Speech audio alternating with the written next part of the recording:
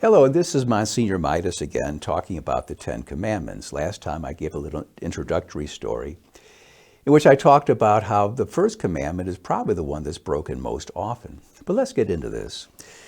You know, the Ten Commandments are commandments. They are laws given to us by God. And we understand there's two kinds of laws, basically. We have natural law, of which the Ten Commandments is the great expression. And we have positive law, which are laws that are passed by people in human authority, given authority, the state, families, different things like that. There's a big difference between the two.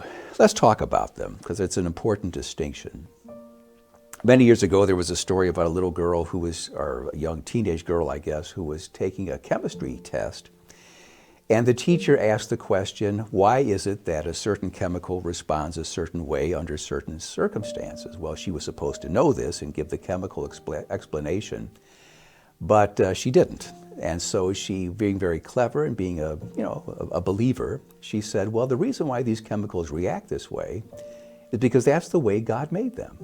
Well, kind of a smart aleck response, I suppose, but very true. The world is the world the way it is because God made it that way.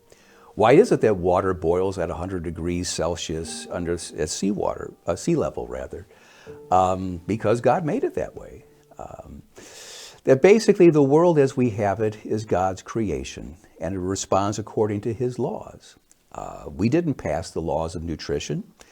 Lord knows we try to live, eat as the way we want to eat, but I tell you, if you go on an all ding-dong and Twinkie diet, you're not going to live very long because it's a violation of the natural law, the laws of nature, the way God has made things and ordained things to be. The Ten Commandments are part of this revealing of the mind of God.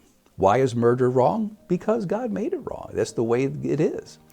We don't vote on this. We don't decide this. We discern this. The whole idea is that the natural law is not something we vote on or decide, but rather we discern it. We try to figure out what it is, just like we figure out what are the rules of good nutrition. What are the rules of good health, as far as exercise and, how should we live to have a healthy existence. All this stuff is ordained by God. Now, there is a place for positive law, like, for example, speed limits and stop signs and taxes. Well, I hate to admit that, but it's true. These are things we have to do because they're passed by legitimate authority. But the whole idea is that the positive laws that we have are supposed to line up with the natural law. Sad to say, in this country, we have such things as gay marriage now. We have abortion on demand. Why? These things are positive laws, yes, but they're against the natural law. We had the sad experience of the Jewish Holocaust during the Second World War in Germany under the Nazis.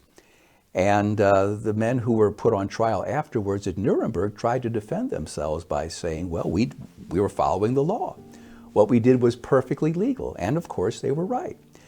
The laws of Germany allowed this horrible, atrocious behavior. But it was opposed to the natural law. And that's why we had the Nuremberg trials, because yes, even though they had broken no law of the state, they had broken the law of God, a law that stands forever, a law over which we really have no control. So we have in the Ten Commandments probably the best expression of the natural law. And it's interesting to note sociologically that practically every society that on earth, the ones we call primitive, the ones we call well-developed, they all have this similar standard. They all have their own version of the Ten Commandments. These are things that are wrong. These are things that we have no control over. And why do we have laws against these things? Well, because we understand in their very nature, these things are wrong. And the whole understanding behind it is, again, as I reiterate, that the positive law is supposed to reflect the natural law, that our laws are supposed to reflect the Ten Commandments. To the extent to which they do, they are good laws. They are wholesome laws. We'll have a good society. To the extent to which they do not, then God's judgment will be upon us. And folks, that's someplace we just don't want to be. Like I say, sadly, in this country, it's otherwise in some very egregious ways. And we'll be talking more and more about that in the next sessions ahead. Thanks for listening.